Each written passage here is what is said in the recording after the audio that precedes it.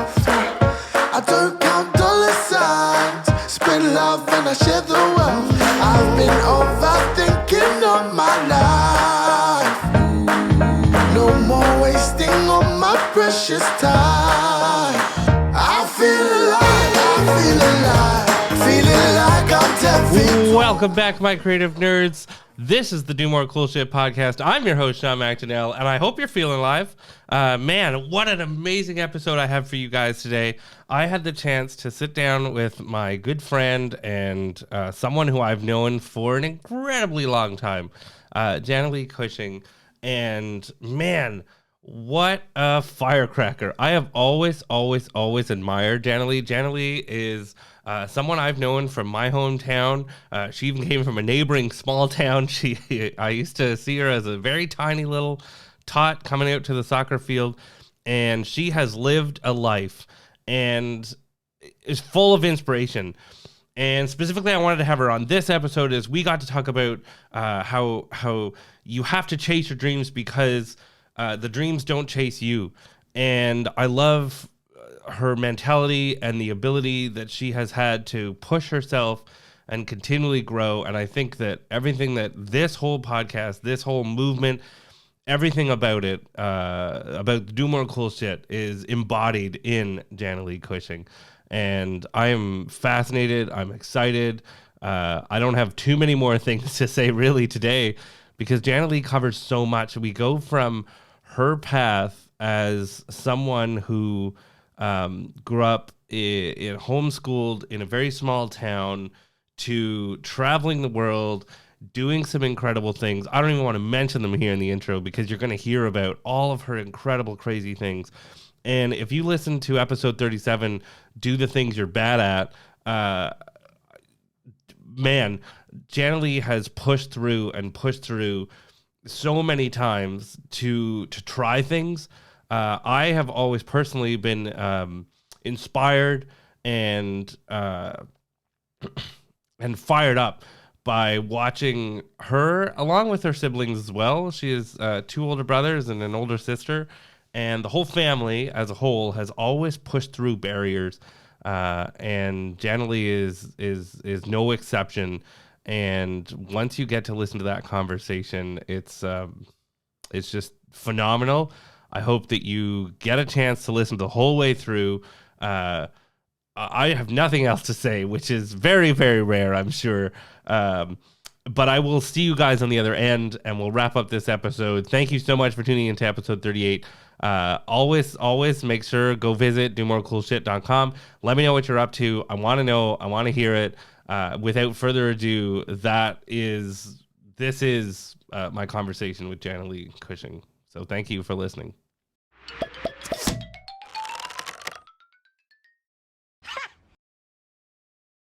Well, welcome, Janna Lee, to the Do More Cool Shit podcast. I'm super excited to have you here with me.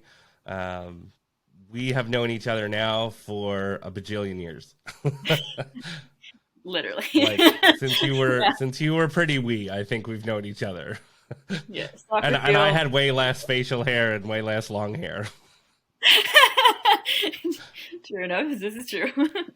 Well, Yeah. Thank you, Sean, for having me. Really, really cool. Yeah, well, so I mean, we've known each other for a long, long time, and I have known your family for a long time, and I'm always interested in everything about what you guys have been doing, and I was always interested and inspired by all the challenges and all the opportunities that you have always taken, and the things that you have done along the way. So, I mean, we're going to get into a bunch of them, but specifically, we were literally just talking about your journey into Krav Maga and the martial arts and into dog sledding and dog racing and the YukonQuest. So we'll talk a little bit about what all of those things are. But if you could just tell us a little bit about like the background story. I mean, I first knew you as probably one of the 4 soccer players that we required to have an entire team. I was like, oh yeah, that's the Cushing kids from out in Ladysmith, right? We need those kids. we need that van to pull up. We need that truck to pull up so that we can have a whole team. And it was it was always an interesting and always an awesome experience to see you guys coming together. I always remember you guys just as one big group doing everything together. And I think there was always such an interesting, I mean, obviously you had a non-traditional upbringing and a non-traditional schooling, and I love that whole story. So I don't know if you want to tell me a little bit about, or tell us about kind of what that was like, and yeah. Yeah, definitely. It was so one of four kids. I'm the youngest. Two older brothers and a sister, older sister, and it was really from the beginning, mom and dad kind of had this idea of let's do homeschooling, and we all kind of joked that it was kind of like an experiment, given the nature of where we lived and the lifestyle that they adopted, and then us kids adopted and grew up in, and yeah, rather non-traditional, and it was really hands-on. Everything that we had was hands-on, and working together as a team and learning to have those communication skills that like transcend when you're older. My older brothers and sister were all really close, and we all have strong connection, whether they're in Denver, Colorado, or here locally in Ottawa. Or my sister and I are still here. I've my own place on the property here, 500 acres, and mom has a wildlife rehabilitation permit for the Quebec government, so we have a lot of injured, abandoned, or animals that come into our care. So being really young and integrated into that kind of lifestyle of rehabilitation and looking after something and having that responsibility, definitely unique experience, and having that with the family unit, and yeah, and then having an international school for students to tap into that, to have that sense of responsibility and have that broadened awareness, and to have connection points and with the animals, and also the instruction of what we offer from our school, outdoor education. So that's the foundation of having this unique experience. And at the same time, it does have being able to work with all kinds of different natured people, and from a really young age. And parents are very supportive, very encouraging of try it, get out, see if you like it. Just if you see how Sean is for a coach in a soccer, you like Sean. Sean. It was awesome experiences like that, and really testing the waters. I'm more on the kinesthetic side. Naturally, I had to really kind of like look into what areas that I was able to explore in my intellectual or whatnot. It was like something that I was good at, and just basing it off of that and seeing where personal strengths were, and then being encouraged through that little portal of being able to do stuff, and finding out where things you're good and you're not good at. Definitely having the struggles on some of those ends, but always coming back to that place where you could just mentally or physically go from and try new stuff. And so that leads do you remember one of the first things? Like I've never not known you to be like my earliest images of you probably were like, well, if it's not on the soccer pitch, it was probably like feeding a doe, or something. And I've seen lots of pictures and images of you being so young, like just dealing with animals, or like, I don't know, being in a bear cage, or like, I'm like, was there ever an element, like, do you remember the first time you were like, I'm unsure of this, but I'm going to try it anyway because people around me have said it's okay? Yeah, and that would probably be with the bears. I was 12 years old when we first had two bears come into the rehab center, and my mom was so excited. And bear is like her totem, if you would say. She's very connected that way. Yeah. And it's a very natural, very organic understanding. It goes straight down back to, I believe, like human nature of being calm, and body language, and your energy speaks volumes. And that's just a language that animals are on a level all the time. Body language, and it's, your I wouldn't say your aura, but your energy at that present moment, your energy level, what kind of energy you bring to the table in conversation. It's totally a language that every animal, reacts to, responds to.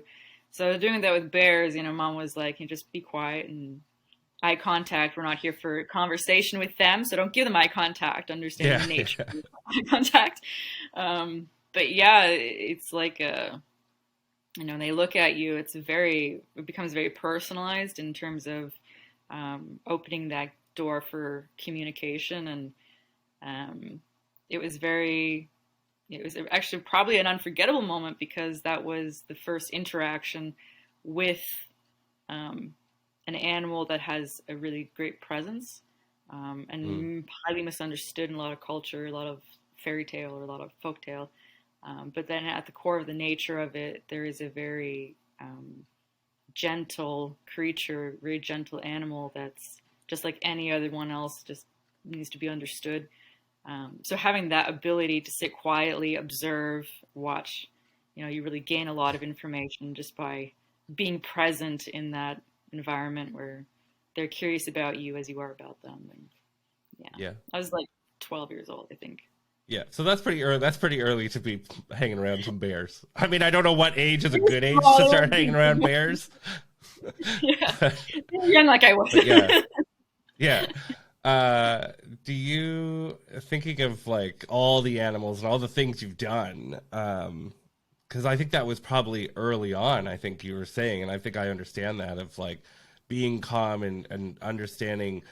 Was there a moment in any of your growing up and working with even animals or even humans where you were like, you felt something other than calm, but you had to like push through just to do it anyway? Yeah. That would probably be around both spectrums of the dogs and horses. If it was more of a localized, like meaning of the domesticated side of it. Yeah, the horses, I've been bucked off of more horses from the age of 9 years old to 15. My own, really. But that we got to get through these habits. We got to work through, how do I have to understand the relationship better? How do I have to understand the body language better of what that animal's personal, mental, cognitive ability of understanding, its approach to learning, its approach to communication, being very intelligent animals. You have to not kind of be how you want it to be, but you need to understand it from that point of view of what are they trying to give you the signals. And so then it's going back and learning the signals, write it down, or memorize it, so when it comes up again, you're on better understanding of it. And then I just didn't get bugged off so much. Right. Now I have a good relationship with them, and then we work past that. But in that circumstance, it's if you're riding a horse and you get bugged off, a lot of people don't, because then they don't go back on because they have a son that's a fear that, just by very nature of it, the sport or the lifestyle or whatever, it can happen. Sure. And it's just, I think that's an interesting point you make, because we talk about that a lot on here, is learning to control what you can control. I mean, like that image of you going back and like writing the notes and, understanding what you can do better, because I think that's so interesting. And we talk about that a lot in like, especially in trying to figure out, if you want to do interesting things, you want to do more cool shit. I think it's always on you to figure out how you want to learn. And I can't imagine what it's like the first time you go into, a bear cage and you're like, you don't get many chances to do something wrong. You can get bucked off a couple horses, but it's always that control and that, like, what do I control? And I think it's interesting that you say that, because I don't know that I had thought about that a whole lot until now. I could see probably that thread throughout your whole life, Yeah.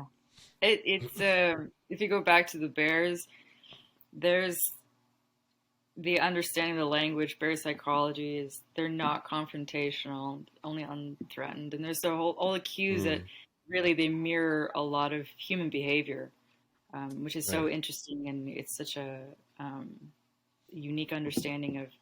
There's some bear rehabilitator, Benjamin Killam, out of New Hampshire. He's dyslexic, so his only Mm. experience was learning was hands-on to gain the Yeah. information, to gain the understanding, and it was raising something of 3 days old until it was 7, 8 years old, radio collar Mm. tracking it and learning the wild behavior, but gaining trust. And while it was a cub, and seeing how it just all transcends when they're older is totally based on trust. It's respect. It's a very similar communication to people physically of wanting to be loved and hugged. And there's an emotional complex to the animals that it's so misunderstood. Um, a bear baby cub will cry almost just like a person.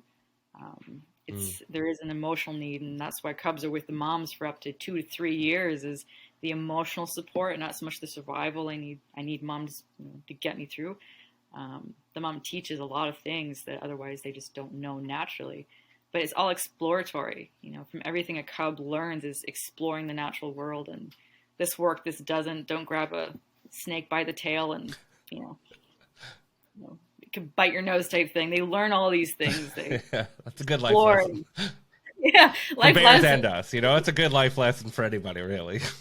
Exactly. When did I know I could touch the bear without him looking at me with the eye? And there's an Yeah. evolution of trust that builds, and it's very Yeah.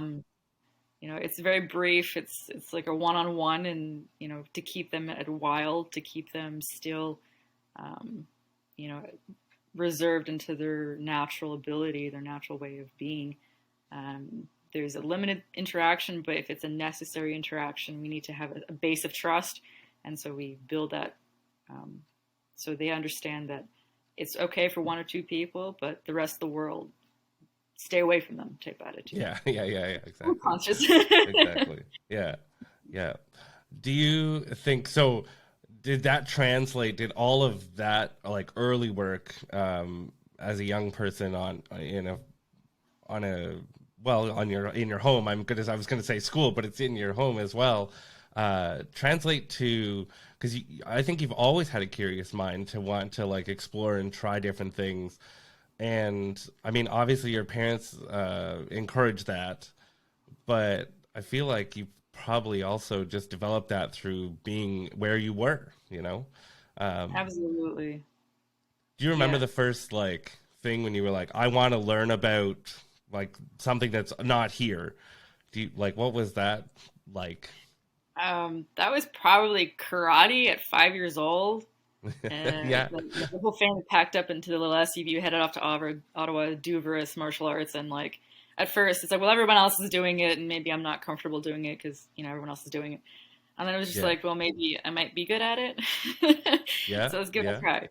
And then really like liking that, really like tapping into the mental and physical aspect all together, and it's just my type of glue, my kind of um, game, my sport mental stimulation. I was Yeah. like 5 years old, and like, let's just roll with this. And that lasted for 2 years, but then it was like, hey, like jujitsu is localized, and Mm. mom and dad were like also in the, we have girls, let's make sure that they grow up in a sense of self-security. They can give themselves self-security and the basis of martial art or self-defense, so that, it could have to maybe in some point be of necessary value in the Sure. future. So I just naturally stuck with that, with the sport or with the principles of a martial art or a self-defense, because I just enjoyed it and didn't think so much about, yeah, if I need it, I need it or whatever.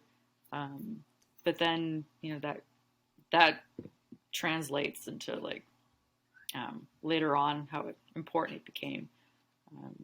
But yeah, I think beginning of that, and like traveling, we always had a bit of, the bug for traveling. The Yeah, parents, that was pretty early on, I think, right? we used to drive That you across the always country. had. Yeah. Yeah. Mama's family is out west, and to get them, we had to go see them. We always had to drive.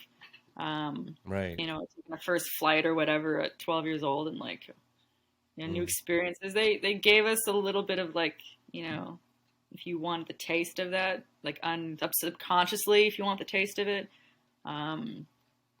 until eventually, like, I want to go here, maybe I want to up there, and then you meet people and they're like, come see me, and you're like, you make that those curiosity, and like it's such a beautiful thing, curiosity. Yeah, you've always had. Well, I think that's one of the things that I don't know. I always appreciate about you and your family and what you guys were doing is more than anything. I think there was just a sense of curiosity, and that never. I think I spend a lot of time talking with adults that lose that curiosity at some point. I think there are lots of different reasons. I have talked about it so many times on this podcast already, but like, I think the education system can squash some of that curiosity. But I think your curiosity, your family's curiosity, but even I don't know. I think you in particular is curiosity was always fascinating to me, and why didn't any of you ever let that stop you, or like I think a lot of people get fear by the unknown, and I when we were thinking about things, and I'm thinking about the first, so you did all these martial arts and you did them all locally, and it's all pretty, it's pretty safe. It's Ottawa. It's not very far from home base, but then you took a pretty giant leap, I think, to go and learn Krav Maga, right? Yeah, like that was a pretty big leap. How old were you when you first did that? 21. We got into so I mean, you weren't a kid, but you also weren't super old. No, I was doing jiu-jitsu for 12 years, from like till 18, and then teaching 3 nights a week with a local instructor, and and slash very good friend who, we were in it together and helping. I was helping her mostly, and and then again, there's a curiosity for, there's other, we did tap into other styles, other, we go around a little bit, but it was actually my sister Corey Jo who just was Googling one day, and she's like, Krav Maga. Everybody who talks about Krav Maga is like, it's just brutal, and everybody walks away with bruises, and like you got to be like rock hard mind, and we're kind of like, that sounds kind of cool. Yeah, gluttons for punishment. I think stop like, as and it's funny. I balance this between like this loving, caring, quiet. You're talking about being with the bears and like connecting with them, and I'm like, wait, who are those hellions? I remember the hellions that were on the field when I saw them, and I'm like, how do you like? Yeah. So yeah, continue on with that. So you do this. You do. Your sister does a bit of Googling. And then you're like, okay, great, let's go. Like, I'm sure we could learn Krav Maga somewhere, but let's just fly across the ocean. Yeah. It goes back to like, I've been kicked by a horse, I've been bitten by animals, I've been, chased after by dogs, and then you just kind of, what's next? Right. So that started in Ottawa with a women's self-defense course that we're like, oh, Krav Maga, we like think this is really, interesting, intriguing, and like more like practical. Through everyday application of life scenarios, and then it was a few years after that, an instructor we got to know from France came to Canada, and there's a link between France and Canada for Krav Maga, and we were invited to go over for participation in a military Krav Maga course that the French instructors that are military were putting on, and we said, my sister and I looked at each other and it was like, this is the experience will come and go, and we're going to grab the experience and the opportunity.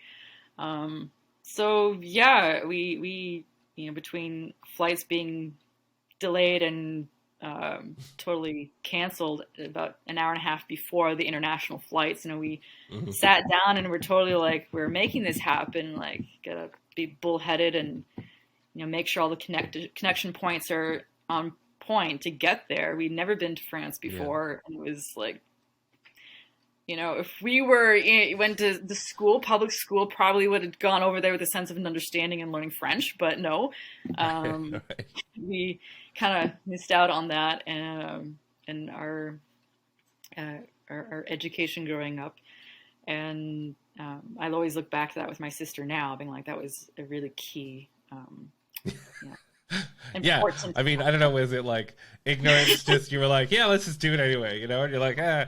But had you maybe known, maybe? Yeah, well, I had a friend, she looked at me, she goes, "Why would you go to France if you don't even speak French?" And I was like, Mm, well, that's not a good enough reason to stop me from doing something like, this caliber. Like, we were only yeah. 4 or 5 women out of 58 total participants.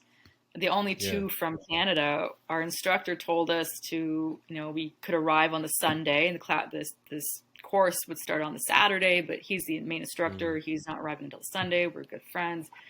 And we were like, yeah, okay. So we'll arrive, meet at the same airport and then be picked up, and then we'll go to this course.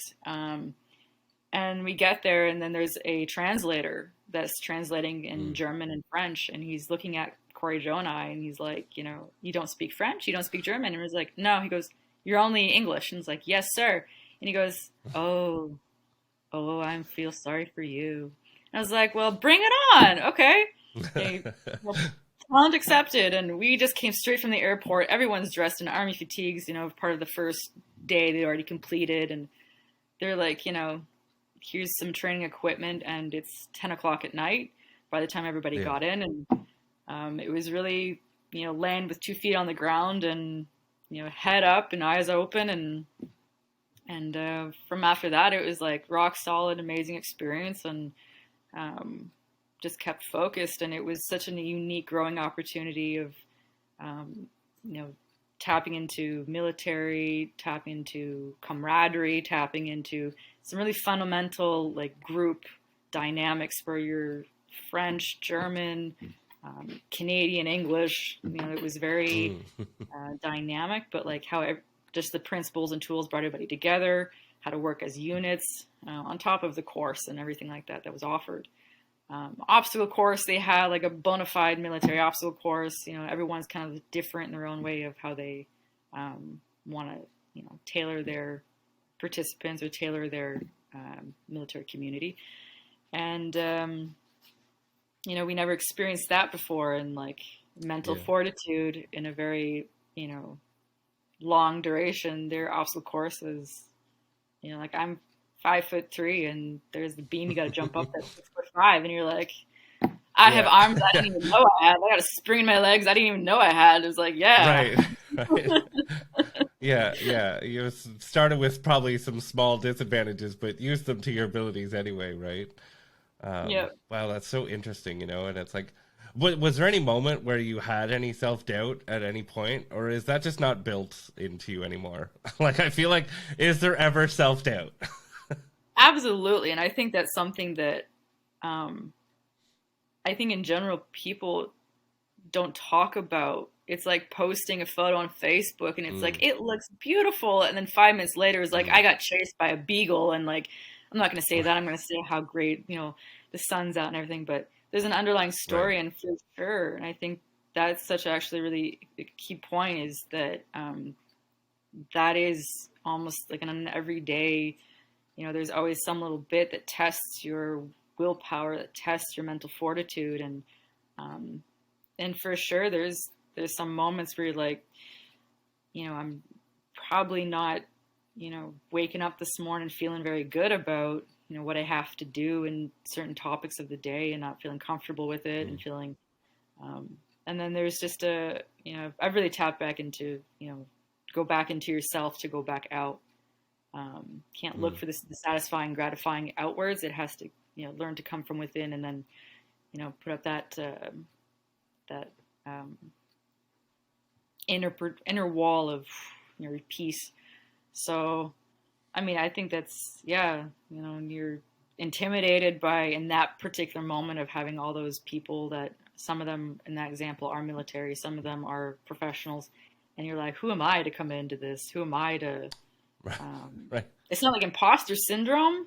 You were invited. Yeah. They thought you were qualified enough to be there, but Sure. you do have But I those can moments. understand that. I mean, 2 young women from Canada in a very small town. Like, what are you doing in France, hanging out with all these military? Like, that's a big ask of yourself, and good on you though for having the mental fortitude to say, well, I was invited to come here, so clearly I was good enough in somebody's eyes. you know, Yep. and talked yourself into it probably to be good enough. And you were also curious, and you're obviously good enough in your own eyes. At some point, you're like, yeah, I got to do it. Yeah. Yeah. And, I can understand that. Whether there's some of the guys that don't think you should be there or not.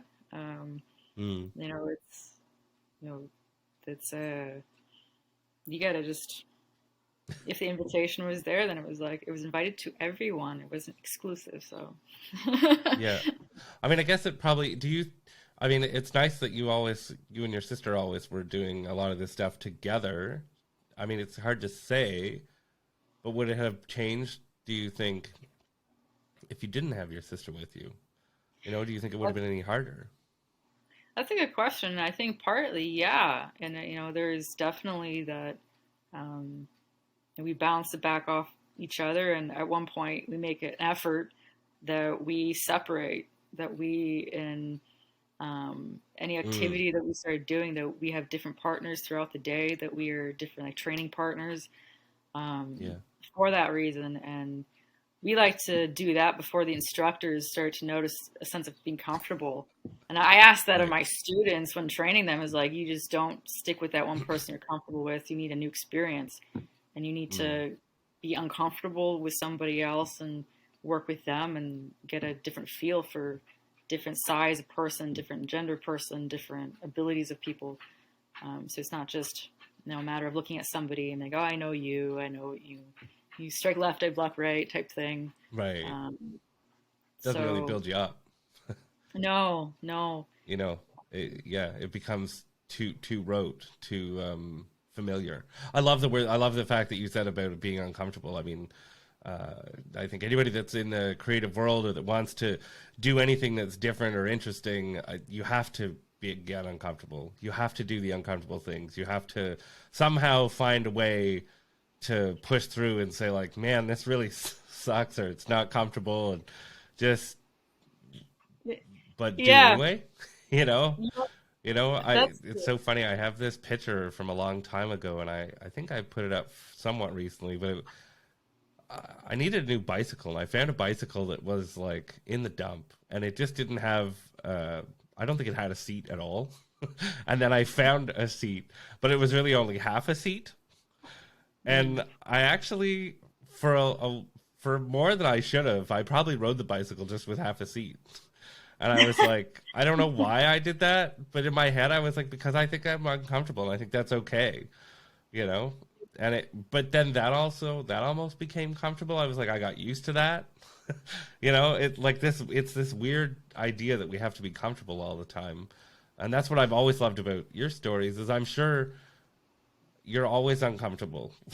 I'm sure there's so many moments in your day-to-day life that you're uncomfortable. And if we want to go even maybe from Krav Maga to the dog sledding stuff that you're doing, I mean, do you remember the first time you were on a dog sled? I do, actually. And that was 7 years old. And I was with my dad, and I was in his basket, and he was driving, and we were going down a hill, and the team, I think we had 5 or 6 dogs, and it's enough power, and the sled tipped on its side, and then there's a snow hook. It's like an ice hook. It's a 2-prong hook, and that came out of its holster and came around and hit me in the back of the head. That was my introduction to dog sledding at 7 years old. Yeah. Welcome to dog sledding with your dad. Mine is 20, and I was like, you know what? This is not fun.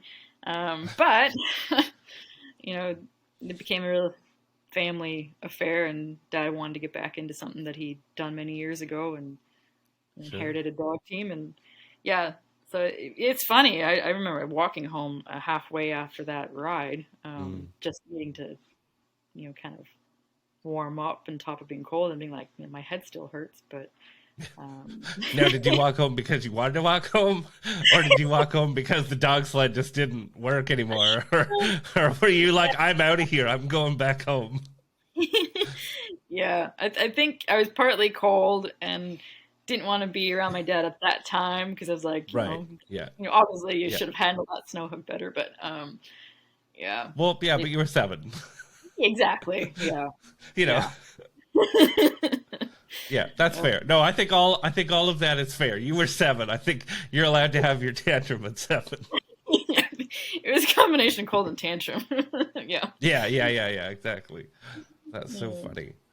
Um, and did you always, because there was a period of time where I don't necessarily know that I saw you around the dogs a whole bunch. Did that leave your life for a little bit and then come back? Or was that just there and I just maybe didn't see it as often? Because I think when I was around, I think I just remember seeing Kirk was kind of the dog fellow. Yes, I think definitely. So I was in it. I was known as kind of like the rover of the family, just being the youngest. Everyone else had their responsibility. Yeah. And I would just go where it was needed, like with the dogs or horses or birds of prey or wildlife center. And so to find an area I could establish myself in didn't come to like a few years later. And Yeah. you know, my family does have a sense of, like the strong-headed, opinionated in terms of the areas they are comfortable and good in, and listening to who's acknowledging whose expertise lies in which area. So like Kirk had that with say the dogs, and so it was hard to have 2 people or 3 people because Dad was in it too, of how many heads could come together and have ideas and exchange thoughts and exchange learning opportunities and growth for the kennel as a whole.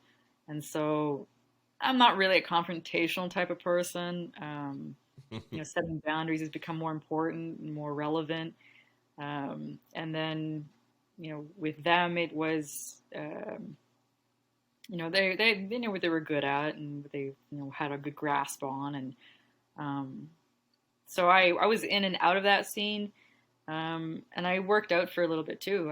I had a job at our local lumber yard for 10 years, and so I was in and out and trying to balance both responsibilities at home and then responsibilities at the mill. And so after my brother moved to Houston, Texas, before getting married, and so for me, I was like, well, that's my opportunity now. It wasn't like an expected opportunity or expected thing that would happen of occurrence. It was like me going, I don't have to compete with my brother. I don't have to, have this unnecessary, butting heads sometimes out of our differences. And it was just nice not to have, it was nice to have that opportunity to have my niche, to have my area where I also felt with the dogs was something I'd always felt with them, and building rapport, building relationship, having a sense of understanding, learning of different techniques that work pertaining to was dog sledding, and training. And so, Corey Joe also had influence in that big time of some sense of our protocols with the dogs. And so everyone had their own inputs, and then the moment that I could have my input was really just kind of a nice breath where I could really just soak into in with the dogs. And if I wanted to try new things, if I wanted to explore a little bit with the dogs and opportunities and ideas, I would just bounce them off my dad, and together we just collaborated. And and there's still the infrastructure that when Kirk was here, that he's left his mark with the dogs and philosophy. My sister has, my dad has. I'm doing that. So that was, it's all really, it synergizes itself. But I would say that what a great opportunity to what a great moment where you were able to step in. I think, the fact that the opportunity was there, but then you were able to step in is really nice. Can we talk a little bit about because we didn't really talk about it too much, but your time off-site, doing other work, that was, I think, fairly new. At the time, when you were probably one of the first ones, I think, or maybe you were the first to step off site and do something totally different. That had to be new and interesting for you and for the family. Can we talk a little bit about that dynamic and even that decision even to like Yeah, try absolutely. that, you know? What went into that? Like, why? Yeah. So I think, yeah, going back to, kind of being a rover, my Yeah. head was kind of like, kind of out too of what other opportunities could I do without being fully committed. Mm, Um, and at 15 years old, I was, um, just very curious to just see what was around, more locally of sure. what I could experience. And we'd always, with John Page, since like 5 years old, my mom would go Yeah. over and buy some lumber and have, he was always a big jokester and, tease and have fun and that kind of attitude. And just like the sun come out every day if you go over. If it was cloudy or whatnot, you go Right. over to John Page and like he brought the sun out and his humor. Um, Yeah. so at 15, I went over with mom to get some lumber one time, and I just threw it out there. I didn't write my resume or anything. I didn't have anything, Right. planned out. Right. It's like, do you need help? Can I, like, come work here? And Yeah. the following, I was 14 when I asked him. It was the following year when I was 15 because he had someone else there that was Mm, working with him. And so then I had a part-time, job with him, and it was about 5 years later that he told me that, I only gave you 3 days. Being a girl and, not really a girlish thing, and throwing lumber around all day. And, so, after 3 days, I was there for 10 years, and we had a yeah. really good rapport. It was, up until now, it remains such a huge highlight. Um, Mm, it's it was a really, really great growing experience because it was not just the work experience, but and also what doing in that work experience of running the chainsaw and running a loader, running the mill to a certain, port. And he was teaching me how to do the skills. sure. Like I said, whether you ever use it or not, at least you have an understanding how it works, how it operates, and it's, again, tapping into, if you're interested in the future, you could do something like this. Mm, So having, that, when we talk about perseverance, that was, I think, an area where mentally, um, you get into really good routine, balancing routine. You learn what's in balance mentally, emotionally, what's not in balance, too much physical fatigue. It turned to a full-time job 5 days a week, and on top of, what I had to do back home. So it was, important of what kind of foods did you eat, how much, water did you drink to really, right. affect for the Right. next day. um, Yeah. Yeah. Yeah. and even, yeah, and so that, that was, I think, a really pivotal point, for Mm, that translated later on of, um, we have good work ethic here, but also, yeah. one individual that could really spark um, in a young person, really just spark that, work is fun. It doesn't have to be a four-letter word of, ugh, work. It's, Yeah. I Yeah. loved, I didn't like my job. I loved my job. Right. And that person could make that happen, Right. by their Right. demeaning. It could be fun and you could learn a whole lot of things along the way, you Yeah. know. I think that's great. Um can we talk a little, so let's skip forward. So we went back, let's go forward. So Yukon Quest 100. So anybody who doesn't Hmm. know what that is, uh you want to tell us a little bit about what that is and then kind of how you got involved, because you didn't start right away at Yukon 100. I mean, you didn't start racing right away, but you started as a volunteer, I think. Yes. So the Yukon Quest in its original form, if you would, is a 1,000-mile international dog sled race that alternates between Whitehorse, Yukon to Fairbanks, Alaska, Mm, and vice versa. Um, and that's been going on for, I think this year would have been the 39th year that they've been running this international race. Um, Back when I was 23, 22 or 23. So probably had just got back from France, right? Had you just done like the Krav Maga thing, come back, and then you're like, hey, you know what I want to do now? You're Actually, like, hey, I went to the Eiffel Tower and I beat up some people over there, and now I want to go to the tundra and run some dogs around. Is that a good summation of how your brain worked? yeah. Actually, when looking back, actually, it's the whole Krav Maga came after, and the quest volunteering came 2017. Yeah, 2017, and then the 2018 was our first France experience. So it was the other way around. The first volunteering. Oh, okay, okay. Okay, all right. Sorry about that, but yeah, that was gosh, I wanted to explore the Yukon north. Kind of any vacation time I have, I like to go north, which is, fun in itself. To -20 to -40 in the winter time. Yeah. Lots of fun. Yeah.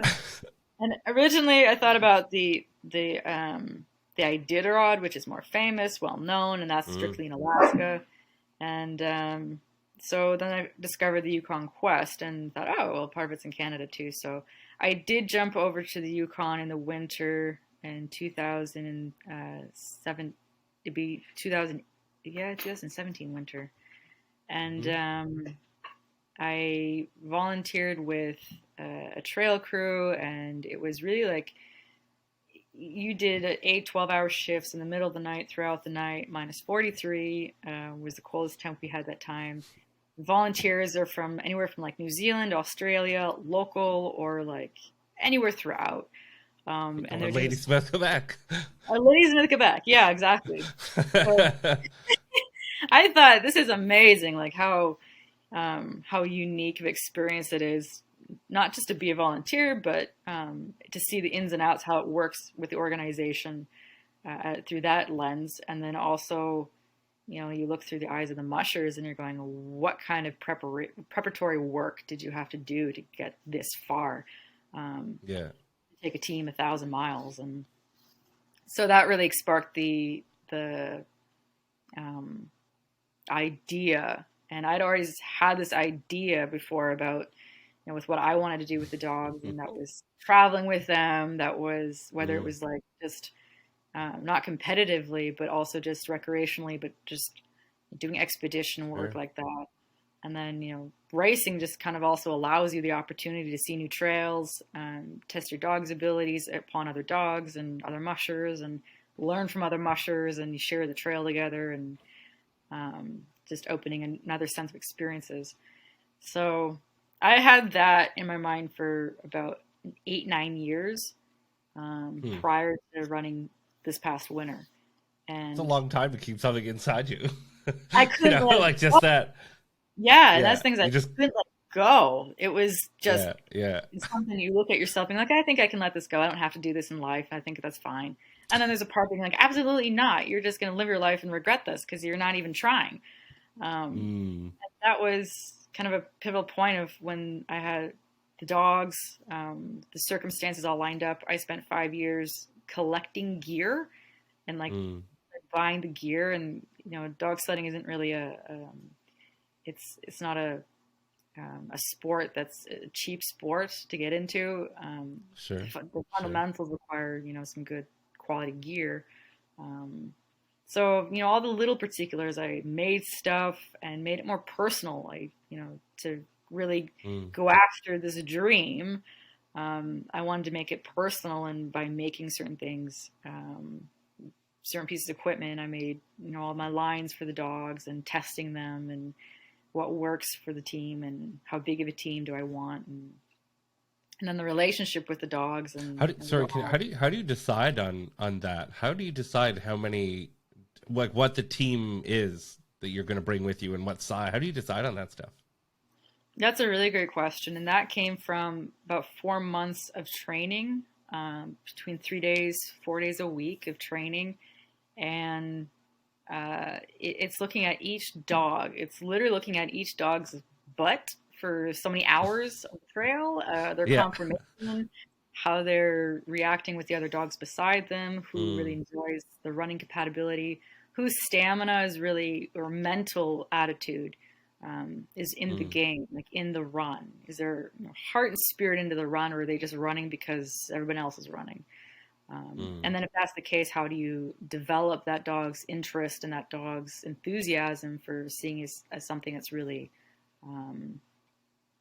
like that they want to do? And we don't create dogs that, you can't just tell a dog to run. This is something that's like inborn in them through like thousands of years of genetic coding. And so it's really, we don't look at how do you make a dog run. It's just compatibility and who enjoys running beside a certain dog. And it's testing probably a lot of dogs, because you guys have more than just one team of dogs. So it's probably a lot of like testing different teams and putting different partners together, and absolutely. Which I would imagine would be tons of work. Yeah, that was my 5-month preparatory work, was looking at 20 dogs or 19 dogs, and their ages from 2.5 years old to 7-8 years old, and age didn't have much of a factor. Training is light in the first few months, and then it was really challenging to make that work. And it wasn't really challenging. It was just every dog is a good dog, and how do you choose from the list of all the good dogs? We've got the young guys are the Ferraris, and then you got the older guys are the Cadillacs. So but one defining moment, for example, was at the last run before we departed for up north. I went out for one last run, so the dogs would be rather content for the first traveling leg. And I had in my mind, we were going up with 9 dogs, just for the trailer capacity as well, the one that we had. And Mom custom made the dog boxes for the dogs, and I decided on 9 dogs, and I didn't want to think about it too much, and 9 would be okay. And so I had 10 on the roster at that point, and that night I was going to have to choose the 9th dog, and I had the 10 dogs lined up ready to go, and then one of the females that's also a leader, but she doesn't have the best of appetites, and she was just kind of like a little bit on and off, and I thought, well, Poppy, you're staying home, and this is my decision. And then the next thing you know, she's jumped out of her kennel. She never did that in 3 years, and then she's pacing by the gate, and I'm looking at her like, are you for real right now? And then I looked at the 10th dog I had, and I said, Chase, well, you know what? I just made a decision, took him off, and put Poppy on, and the 10th dog or the 9th dog that I brought up, and she was instrumental in the team. Raring to go. Didn't want to be left behind. That's hilarious. That's awesome. I love that. I wonder if there is that, like, somehow, I don't know, I feel like there's probably that connection there or something. She knew what was going on. She's like, I'm ready to run. Yeah. She was definitely gave that, and she knew it was real. That something was going on. That working all these months, and something was going on. And so you had a great support team, but that's a sport for sure where you're out there and like it's just you and your dogs, right? Like you were isolated for a pretty long time, I would imagine. Yeah, we were on the trail for 24 hours. We had the tee up to that would be that the whole training season was really not ideal. It was really warm temperatures, and talk about like the inner power of like, is it worth it? Do I stop? Do we not? It was a real mental struggle and battle every day, looking at the weather forecast to know if we could pull this off, because I'd never run 100 miles. The dogs never ran 100 miles. They only put on about 25 miles in training season, their entire life, their running career. And now you're like, let's do that times 4. Exactly. And I think I watched a video of you saying too that you only went up there. The dogs had only ran in the snow once before you went up there, right? Was that? Yeah. Right. Yep. So fun. I'm sure that was the ideal thing that you were like, well, I guess we're going to do it anyway. Yes. And that was I was on the ATV for 5 months. Right, the last run was with the ATV. I was not on my sled once of the entire 5.5 months of Wow. training up until we hit the Wow. Yukon. And that is not an ideal situation. That is the ability of my dogs, and I know my own ability of how I know how to pack my sled, all the stuff I need to Jeez. bring, and Yeah. I've done that a few times, just as a mock pack on the sled. I'd be sitting in the yard and just pack it up, unpack it, and but even then, it was like, yeah, well, on to the next That'd be thing. like the equivalent of like practicing for hockey with a broom, as And opposed to having a hockey stick. You're like, go out and practice for 6 months with a broom, and then for the Stanley Cup finals, you're gonna get one hockey stick. Good yeah, luck. yeah, Yeah, yeah, much. right. Yeah. But you When made we it work. Well, we hit the start line with the dogs, and that was the first time that I'd been on the sled for a one time Hmm. before the race, and that was a warm up run of 16 miles. And the dogs, they all looked back when they felt the sled, and it was like, okay, because with the ATV, you have the gas, you have the brake, you can Sure. give and take with them, and then with the sled, it's very light on the runners. Right. It's very light feeling, but they understand the adjustment. And for them, they Mm, prefer the sled over the ATV, and that's why you try not to go back to the ATV because once they're on the mm. sled, then it's a very fluid, comfortable. Everyone gets into a nice groove. But that first time they looked on the back and it was the sled, there's no motor sound or anything. They were like, "Oh, it was a nice transition." And the next run is in the Yeah. race. Yeah, exactly. Jeez. Yeah, I remember I don't know, this is many years ago now. I remember having a team of dogs connected to an ATV, and I remember the amount of power that the dogs. I think people don't understand how powerful, like that team of 9 or whatever. I think we Hmm. probably had a team of 8 or 7 at that time. I remember having them connected to an ATV and having the hook uh, ripped off of the ATV as the dogs continued down their path by themselves. As the ATV, both your brother and I standing there with the ATV just sitting at the gate, and the dogs were long gone. And I was like, oh, It, yep, that's the power of the dogs. it really, I think, yeah, that it's an underestimating for the size of the dog. We, yeah, typically can run with 6 dogs very comfortably. And when you see mm, teams of 10 to 14 dogs, those dogs are yeah, trained. It's if they all wanted to go at the same time, you're gonna have a really hard time stopping yeah, um, yeah, indefinite. And that's yeah, the training process of the dogs understand routines. And even with our dogs here, we got into part of their training is a camping routine. So you're on the trail, and when mm, every 4 or 5 hours when we stop, they're comfortable to stop because it's part of their routine. But to get into that routine, you have dogs that don't want to stop, and they will right, create that drive in the other dogs. And so there's a lot of the training that goes into for the dogs of understanding that when we stop, it's a break time. It's great. Lie down, have a snack. But yeah, dog power. It's that's why we have dog powered sports. It's yeah. you And know controlling that power. Like I'm yeah. amazed when I watch videos of you, with I don't know how many dogs you have now, but I'm going to say 23 or 24 dogs, in the kennel. And like, I watch you walk away from the kennel and then watch, you turn around and say one word and they all come, and then say another word and they all stop. And that's, uh, that's, Yeah.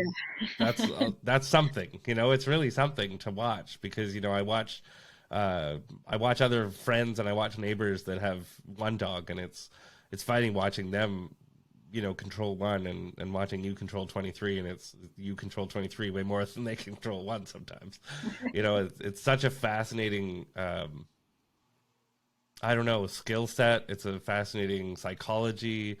It's a fascinating connection with nature that you guys have always had. And I think you've learned so many different things that I remember when I first knew what you guys were doing and like understanding it as an outsider, I didn't understand it, but then understanding it from the inside a little bit when I got to kind of be around you guys more and more, you know, it's really fascinating. It's amazing how much that has translated into all the things you guys are doing. And like, you know, whether it was from like early on, the first time you fed a doe or stepped in a bear cage, or all of those things, I think have been so fascinating. And I think it's those skills that no matter, you know, we're talking about, I talk a lot to artists and musicians and people that are trying to do stuff in the creative world. And it's like everything that we've been talking about, I think directly translates to that and every other aspect of life, you know, which I'm fascinated about. And that's why I wanted to chat with you today, because I've always been floored by your interest, your curiosity. You know, the fact that I loved the fact that you tell me that you've had that idea of being on a dog sled for 8 years, you know, up in the Yukon, and you know, you just never could let that go. I think it's that, and that you never did. You didn't just say, okay, well, never mind, I'll just do something else. I love that tenacity. Yeah.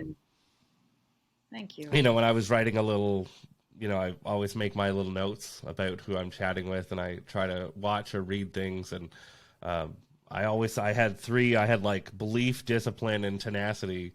And then in brackets, I just had a small stubborn for Janna Lee, when I was like thinking about who you are and you know, the skills that I think you possess that people could learn a lot from. I think those are at least a few of the ones that I've always appreciated about you. And Wow. I think the stories that you're telling now, I think just go with all of that makes sense.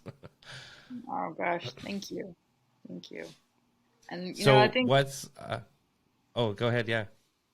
I think that the Yukon trip really put in just perspective that if you want to chase something, or if you want to pursue something, you know, we had, you know, just in general, like a whole lot of problems before going up or even leaving, and then even, you know, the whole road. You know, the adversity to get over some. There was a lot of times where we're on the road going up there in the 4.5-day travel and turning around because either we had snowstorms or we had hail or we had icy roads for the entire 5,000 kilometer trip, doing 80K, and almost flipping the truck and trailer when I was driving, when we hit the Yukon border. I mean, how far do you want to go for something? Yeah. How far do you want to pursue something? And at the end of it, it's that, you know, you chase a dream, and with the understanding that it'll never chase you back. And when you finally succeed at doing something that you've been wanting to do, it leaves you with this feeling of not like I've conquered the world. It just leaves you with the feeling of there's another door that's open that you can't close, because once your mind has experienced something, it can't go back to the way you were thinking before. It just only grows and expands, and, you know, small little bites of information, smaller bites of experience, and it just builds on itself. And that's the biggest takeaway from, I think, the trip, is that, you know, you're capable of doing it, and you are able of doing it, and just no other person can tell you that but yourself. That putting, you know, it's a powerful thing, and I'm, you know, just experienced that this past year, or this race with the Yukon. That was like a profound, you know, sitting on the trail and being like, I don't have to dream about it anymore. I don't have to think about it anymore. Like, I'm doing it. Whether they pull me out of the race today or tomorrow, it's the sense of you got there. And the rest just the rest is just the experience to take in. Yeah, that's awesome. So what's I was going to ask you just before that, what's next? What's on Janna Lee's radar now? Where do you have to go now? What's the next thing? or are you just going to rest? Which is also, I think, also really important. Sometimes people have this need to like continually do and do and do and do. And I think we live in this world now of like crazy hustle culture, I don't think necessarily has to be a thing. So what? Yeah, is it rest or is it Are you still? What's the next thing for Janna Lee? I think I'm doing both. Yeah. A little bit of rest. Yeah, I think that's yeah, definitely doing that mental rest and reflecting. Um, Good. and the next thing, actually, funny enough, is my sister just mentioned a few days ago that they're hosting another military instructor course in Germany this summer. Okay. Okay. Okay. Funny, Yeah. we both look at each other and we're like, oh, well, that could be. Mm. And I don't know, my partner, my fiance, who I actually met at this other military instructor course in Corsica, France in 2019, because we went twice. And that's where I met my partner, funny enough, and we've been together for over 3 years. He's possibly going on a mission. So in that time, I have to preoccupy myself with something else. So, Okay. yeah. Okay, so that could be, but yeah, just a light preoccupation with some more military training, like everybody else does. They just preoccupy themselves with giant obstacle courses and getting punched daily. That sounds like a great preoccupation. No, I've been between that and developing our own practices here. I need to Yeah. do my own to settle into that, and yeah, there's a bunch of good stuff, and the balancing. I think it'd be nice to experience again some of that core of training. You know, it's a really good factor, important part of doing something that you love doing.